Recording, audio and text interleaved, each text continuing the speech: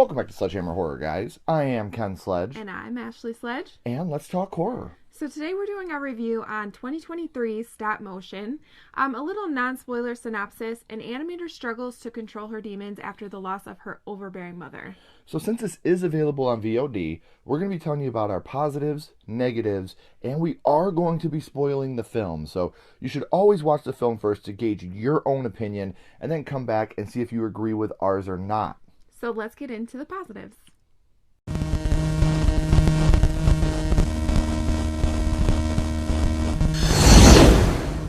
Alright guys, so one of the positives to me, and it's a big positive, is it shows you the monotony of doing stop motion. Move a millimeter to the left, take a picture. Move a millimeter to the left, take a picture. Move a millimeter to the right, take a picture. Move a half millimeter. Right. So, the amount of work that goes into creating stop motion, whether it's a little part of a film or a whole stop motion film, is absolutely insane. Yeah. So, if you've never really seen what goes into making stop motion, you get that in this movie, and it really should up your respect of what stop motion animators go through. Absolutely. And the stop motion in this film, it looks so good. This is one of the biggest positives for me, is how good the stop motion looks and how it genuinely makes this movie better. Well, because you don't know, like, there's certain parts where you know it's stop motion because she's creating it, and then the stop motion is actually happening in the film. So it's really, really cool to see the difference between the two. And this movie is genuinely creepy. For me, especially when it comes to, like, jump scares, less is more. This film perfected that. I could think of 2 jump scares off the top of my head that really made me go, oh, shit. So less is more when it comes to jump scares, and this film perfected that. It really did. Just, like, the feeling of just, like, eeriness and, like, what's really going on here. Yeah, it was very, very creepy. The little girl in this movie, she's so charming, but, yeah, annoying at the same time, and it works. Yeah. Just the way she kind of, like, pushes her to do things, and she's... I know you hate it, but she's always slurping on something. Oh, we'll talk about that in a little bit. That's like one of his triggers. And like she's always burping, and like you just know that her presence is there. But yet, like, just her imagination, and yeah, she did a phenomenal job. Yeah, she makes it so, like I said, she's so charming that you can't hate her. No. Because she's such a charming character because of who the actor is that played her, and she is credited as the little girl in the film. She doesn't have a name. There are also moments of this film that are extremely suspenseful. We'll talk a lot about the Ash Man here in a little bit, but when we get our first physical appearance of the Ash Man, the whole scene is so suspenseful, looking over the balcony, and just a very, very suspenseful scene, and just keeps you on the edge of your seat wondering what's happening in this moment. Yeah, you're just seeing shadows. You're not really seeing a whole lot. Like, we already talked about less is more. Yeah. The chemistry between our 2 leads is really great. I talked about the little girl, and then our other lead that's like making all the stop motion, Ella. She's fantastic, and them 2 together, it's like it's almost like they're friends, but yet she, like... Just met her. Yeah. Yeah. And also Ella and her boyfriend, Tom, they have a great chemistry with each other as well. Whether they're fighting or they're happy, it really feels like they're in love, and they're a real couple. You definitely see that. And, like, he's like trying to help her. Like, he wants the best for her. You can tell that, but I think she's too far gone. Right. Yeah. And again, we'll talk about that in a little bit. One last positive we really want to talk about is the body horror in this movie is awesome. The use of body horror, whether it's dead animal carcass, whether it's ripping into someone's leg. Just the sound of it, like the meaty, like, ugh. Yeah. So the body horror worked really, really well for us as well. So those are some of our positives. Now we're going to get into some of our negatives of stop motion.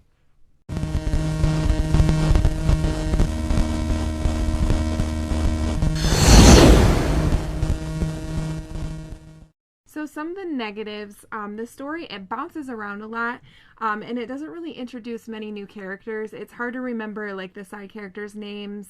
There's not a lot of character development for anybody else. Except for Ella. Except for Ella, really. Yeah, you don't even know really what the little girl is, so. And like I said, you don't even know people's names. I had to look up a lot of the names just to talk about them. So they don't spend any time letting you get to know who your characters really are, even by name. And I said we're going to talk about it. Some of the sound choices in this movie were driving me fucking nuts.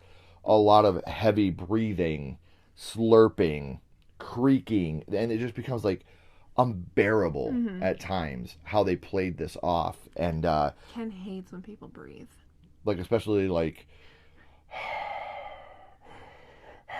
it just has that over top, like the audio is over top of like many scenes. Yeah, it is. But if you ain't breathing, you ain't doing anything else either. Oh, well, let them stop breathing then. And like I said, the slurping of the drink, just weird creaking sounds that just don't even fit in. Like it becomes mostly just almost unbearable at times to listen. It's really hard to differentiate between what is real and what's fantasy because a lot of it is just so crazy, and it's like, is this really happening? Is it not happening? So I don't know, like what is in her head and what is really happening at this point. Right, and I think a lot of it is purposely ambiguous. But it does get annoying at times. Like, what in the hell is going on in this moment? So we don't have many negatives because a lot of our negatives are spoilery. So we talked about a few of the negatives that we could. Now we're going to spoil the film, guys. So if you haven't seen it, go check it out. Come back and see what we thought about the film with the spoiler section. All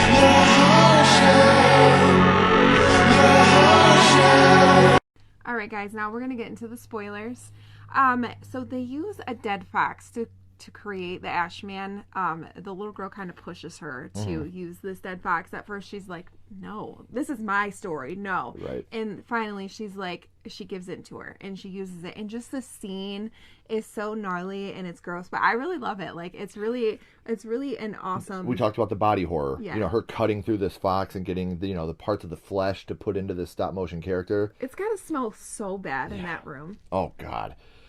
There's a scene where she asks for drugs because Polly, who is Tom's sister, says that she does her best work when she is quote unquote tripping tits. Tripping her tits. Yeah, tripping her tits off. So Ella asks her for some drugs so she can quote unquote trip her tits off. Yeah, because that's when you get, you make your best work. Yeah. So she does, and then she starts tripping out, seeing all these weird things, acting all crazy, and then you find out the next day that she never even took the drugs. So it's like, again, I don't mind ambiguity. Yeah. Ambiguity is the word. I don't mind stuff being ambiguous on purpose, but to act like she took the drugs and then just reveal that she didn't make any sense to me. It didn't, from a character standpoint, as you're watching, why would she act like she's tripping? It didn't make a lot of sense to me in the scene. So it really shows, the whole movie is just Ella's descent into mental health. And I think to go back to she's tripping drugs, I feel like she doesn't need to take the drugs. Absolutely. Because her mind has already got her there. Right. So, but the thing that makes me the most mad about it is she's always really timid and really shy. And then after she takes the drugs, Polly's like, I can get you a job with me. And she's like, I'd rather kill myself than work there. Yeah. It's like she finally has the guts to tell her how she feels, but she never took the drugs. So she had that ability the whole time. So it just, like I said, from a story standpoint, that didn't make a lot of sense to me. Polly, who is Tom's sister, is also an animator. And she keeps telling Ella, let me get you a job with me. Let me get you a job with me. So finally Ella goes, and she does. And she finds out that she's not being an animator. She's creating eyeballs, which we talked about monotonous. Like, holy shit. You have to roll these little eyeballs, and they all have to be a certain size, and the pupil has to be the same size. Yeah. And no, thank you. Yeah, no, I'm not in. No. Well, then she comes to find out that Polly actually stole her story of the Ashman and the little girl in the woods, and she destroys the whole set. And this is, to me, is kind of the tipping point for her on when she's actually going to go crazy. So, this is where she gets to the end of her rope. Not quite pushed over. Yeah. But she snaps at this point, like, I trusted you and you stole my story.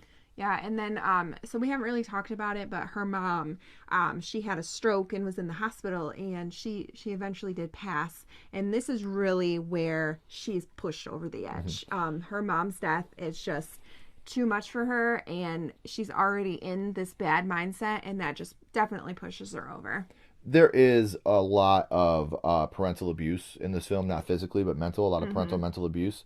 So if that's something you're sensitive about, go in weary. Her mom is very, very mentally abusive towards Ella. Well, towards the climax of the film, which is just batshit crazy, Ella goes back to the house and she kills the little girl. She strangles her on the couch. And then after she's done strangling her, she's crying, and the little girl walks around the corner. She's like, "Did you get that out of your system now?" And there's a lot of hints throughout the movie that the little girl's not real. Oh, yeah. Absolutely. A lot of foreshadowing. I caught on to that very early on. Like, there's one part where when they're out with the fox. Yes. And the little girl's talking about the fox, and Ella goes, "Talking to yourself is the first sign of madness." And the little girl goes, "Look who's talking." Mm-hmm. So, yeah, you definitely know. And even when Polly's sister is, like, leaving and the little girl's walking up the stairs, she doesn't even acknowledge that there's a little girl there. Right. So they do put the foreshadowing out there. But, like, I love how she kills the little girl. And I don't love how she kills the little girl. That sounds gross. But, like, how she's crying because she knows she did something wrong. Then the little girl just walks up. She's like, "Are you glad you got that out of your system now? Like, can we please finish the movie, and please?" she just smiles and is like, "Touche." Yep, all right. So there's a part where so the fox meat it's drying up, like it's not bloody working, enough. It's not bloody enough. So she rips her leg. She already has stitches. She's ripping it open to be a part of the doll. And this scene is so uncomfortable, but at the same time, it's like, it's beautiful. You can't look away. It's a really great scene. And just the way it's bleeding, and it looks really good, actually. She's tearing into her leg, and this is where Tom yelling. and Polly walk in, and they're like, "What the fuck are you doing?" Because everybody can see she's going crazy, you know. And Tom wants to help her, like he genuinely loves her, and he wants to help her. Even Polly, after everything Ella did at the place, which Polly kind of deserved. I was gonna say, I don't like Polly. No, like, she's condescending the whole time. Yeah, she doesn't. She just. I feel like the only reason she even went to Ella's house was to see what she was doing. Because because she's standing there and she's like, and waiting for her to invite her in. Do you want to come in? Yeah. So I'm not a fan of Polly. I thought the actress was great. She made me feel like she was seriously condescending. And everything she did, you're like, God, shut up. Like, she's such an annoying character, but she was played very, very well. Well, Ella, she snaps at this point, and she kills Tom and Polly. She takes the camera tripod and stabs it into Polly's neck. And it's so vicious and so brutal. And then the Tom's death to me is a little silly. She pushes him down the stairs, and then she walks down and covers his nose and mouth so he suffocates. And he's literally like trying to slap her hands. And I'm like, just turn to the left a little bit. Yeah. Or, like he could have definitely moved her hands. He could have definitely moved her hands out of the way. So maybe he was paralyzed from falling down the stairs. Maybe that's why but his arms were moving. I get he was a little weak. They were moving, yeah. Like, dude, I fight a little harder for your life there, buddy. And so we talked about the Ashman and how creepy he is. There's a point where they're like life-size almost. Well, she used Tom and Polly's body to make the Ashman and the little girl in the story life-size. So this is where she like takes off her face, and it's made of mortician wax, and like feeds him. She feeds him her face. Yeah, and like her face is just like wax. It looks like a melted down candle. It looks really good, actually. It does. But one of my favorite things about this movie is the foreshadowing throughout the whole movie. Like, the movie literally starts with the Cyclops is the little dolls that they have, the stop motion dolls that her mom was working on, the movie she was working on. And the Cyclops sees her own death. And then at the end of the movie, you have Ella seeing her own death, like the Cyclops did at the beginning of the story. Well, and also, like, her mom, she calls her puppet. Throughout the whole entire thing. And then when she's having one of her, like, mental breakdowns and she's visiting her mom, she pretty much tells her, like, you got strings. Your strings that you know, if I'm not, using them, somebody else is, and then we just put you back in your box. Like, telling her pretty much, like, there's no worth. Yeah, right. She has no worth. And then the little girl, obviously, is a part of Ella. Yes. Whether it be the child that she was that was still very imaginative. That's how I interpreted it. It was still that childlike wonder. Like, it was the physical representation of that childlike imagination and that childlike wonder. I have ideas, but my mother never really let me say my ideas. So I'm going to give you my ideas. And the representation of who the little girl, you never find out who she is. And I think it's brilliant because I do like that you don't, you can make your own interpretation about that. I do like that. And my favorite part is at the very end, like I said, you have the foreshadowing of Ella seeing her own death. And the little girl looks at her and she goes, I love the movie. And then Ella gets in her box like she's a puppet and shuts it. Sad ending. But you don't know. Is she dead? Is she really a puppet? Like, what? And again, I think it's brilliant how ambiguous it is because you don't know anything. This movie is completely up for interpretation in the best ways. Yes.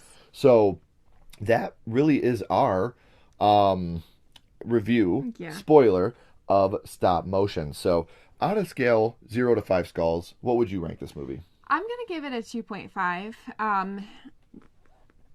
We didn't have a lot of negatives. You know, like a lot of the negatives that we did have, they aren't as bad as, like, you know, right, what they could be. What they could be. And I really loved the stop motion. I'm really intrigued by that, and just for them to add it into the movie, and it's a huge part of the movie. Yeah. I really love that. And just the creepiness, the eeriness, the feeling of like what's really going on here and what's not. So I really did enjoy this movie.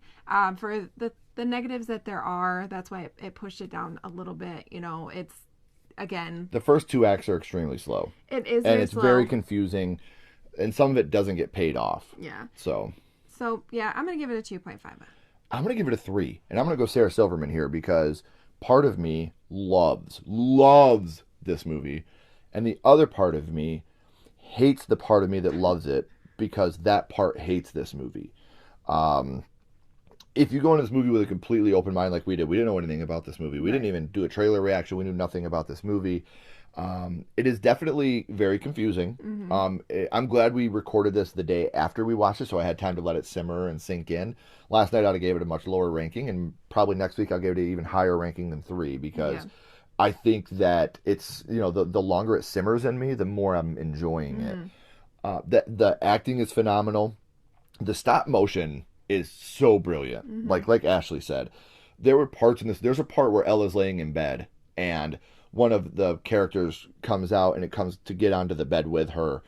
That whole scene, like, my jaw was like, just because it looked so brilliant and it looked so good. And I would love to see more movies in this type of vein be in the horror genre. That to me is the best part of it, the originality of the film. And I love how the ending is purposely ambiguous but not confusing. You can make your own ending to this movie. It's not a movie where it's cut and dry throughout the whole movie and then they didn't know how to end it, so they just wrote some stupid ending. The ending is very ambiguous, with her getting in the box and the little girl saying, "I love the movie." But you can kind of like, you can interpret it any way you want. Yeah, but I feel like we kind of interpreted it the same way. Like, like she is just this puppet. Like, she has no worth. Like, it's really very sad. It is, but all the foreshadowing, you know, to come at the end and see her watching her own demise with the ash man eating her face, I thought that was brilliant, because you go right back to the beginning of the troll that gave up her own eye to see her fate and then watched her own death. So what are you willing to give up to see your fate is the whole, pretty much the moral for me. And she gave up everything. She killed the people around her. She lost her mother when she could have been spending the time with her after her stroke. So again, I'm a big fan of this movie. A 3, and like I said, next week it might even go up even higher. But I did like the movie a lot. I hope that you guys check it out. Thank you for watching the review, and let us know in the comments, what were your opinions on stop motion? Did you love it? Did you hate it? What were some of the things that you did love about it? What are some of the things you did hate about it? Would you like to see them continue this type of story? Because I think that this story could go in many different ways. The story does not have to end with this film. So let us know in the comments what you guys think. And if you haven't already, please like and subscribe. It helps to build the channel more than you know. And follow Sledgehammer Horror on social media. Our links are in the description as well. But until next time, keep talking horror. Stay who you are. And we'll see you guys soon. Bye, guys.